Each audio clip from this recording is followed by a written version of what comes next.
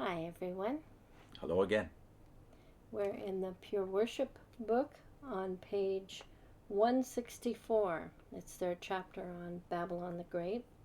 This subheading is You Became a Prostitute. In the book of Ezekiel, Jehovah uses the illustration of the prostitute in an especially personal way. Ezekiel was inspired to record in two vivid passages Jehovah's feelings of hurt and betrayal on account of the disloyal and immoral behavior of his people. Why would he compare them to prostitutes? To understand the answer, we must first recall a vital requirement regarding pure worship that we discussed in chapter 5 of this publication. In the law of Israel, Jehovah stated, "You must not have any other gods besides me, or in defiance of me. I, Jehovah, your God, am a God who requires exclusive devotion."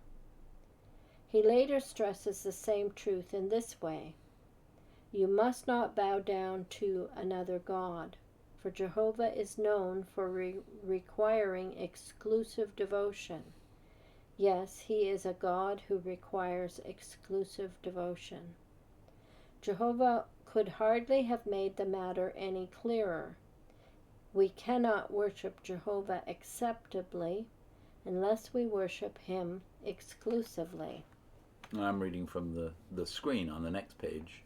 For the sake of illustration, we might think of a marriage. Both husband and wife have the right to expect a certain kind of exclusivity. If either mate were to give romantic or sexual attention to someone outside the marriage, the other mate would rightly feel jealous and betrayed. And here they give us our only reading reference. They say read a verse, and it's one verse, Hebrews 13 verse 4, where it talks about let the marriage bed be without defilement. So notice how they're turning this into a legal issue. Similarly, when it comes to worship, Jehovah properly feels betrayed when his own people, dedicated exclusively to him, turn to false gods. He expresses this sense of personal betrayal forcefully in Ezekiel chapter 16.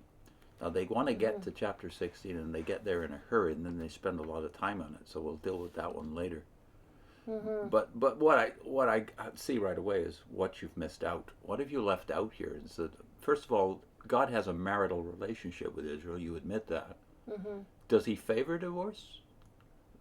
Well, he permits divorce, and he requires exclusive worship. But you seem to have forgotten that 1,400 years has gone by from Abraham to the exile, where his people, in covenant relationship with him exclusively, have been unfaithful to him almost all the time in every generation. And even when they were faithful, it was because they had good leaders, which proves that there was a remnant of faithful Israelites all the way from Abraham to the exile. So you missed that point completely. He keeps saving them in spite of them not giving him exclusive devotion. Yes. So even the example of a marriage, that does not mean that there can't be forgiveness if something like this happens in a marriage. You would think here the Watchtower is saying, well, you have a right. Yes, you might have a right. Should you do it then? Get a divorce? Because you have a legal grounds for it? Well, yeah. Is that the way Jehovah is? It doesn't leave any room for mercy and forgiveness on the part of God. He makes God like us. So because most people don't forgive that. In their hurry to get to Ezekiel 16, the prostitute, they seem to have forgotten about Hosea. We brought that up last time. Hosea is 150 years before the exile. What's his message about unfaithful wives? It's go marry this unfaithful wife and keep her and protect her.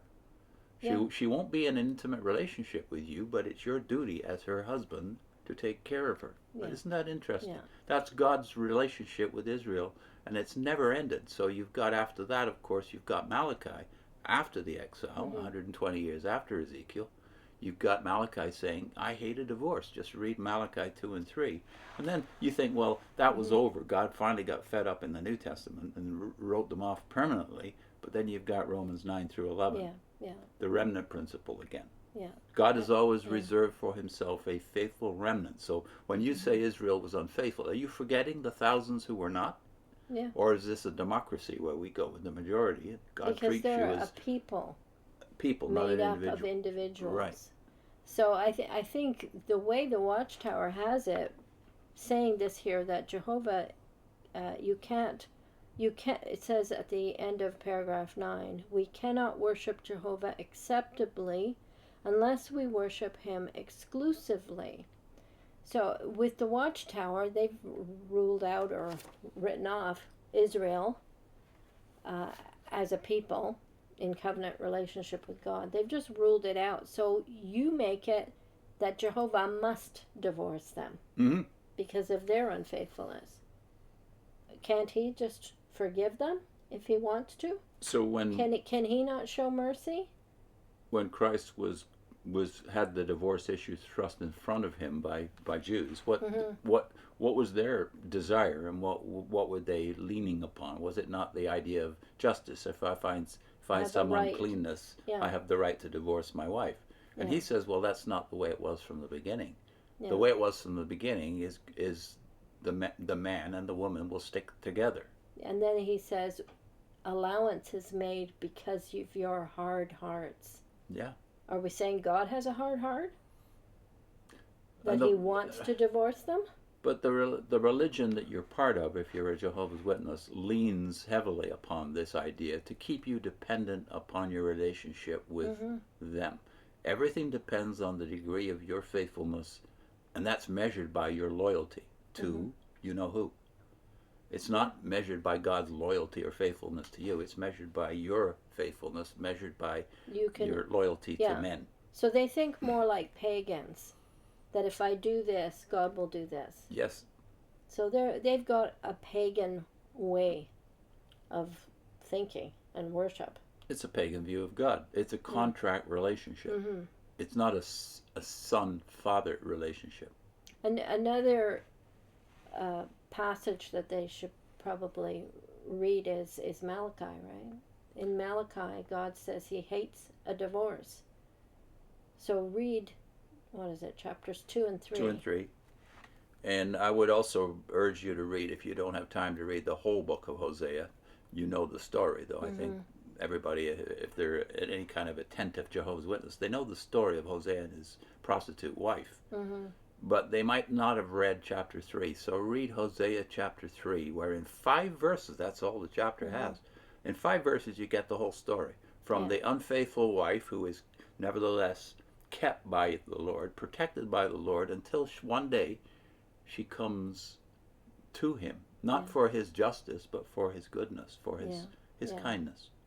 And then Paul, when he talks about the nation of Israel, Romans 9 to 11, you see too that he emphasizes God's faithfulness, God's love.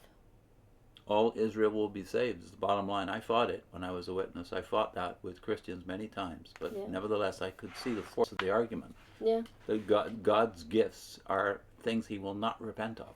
Yeah. God's covenants are things he doesn't repent of. In spite of our unfaithfulness, God is faithful to his promises, his covenants.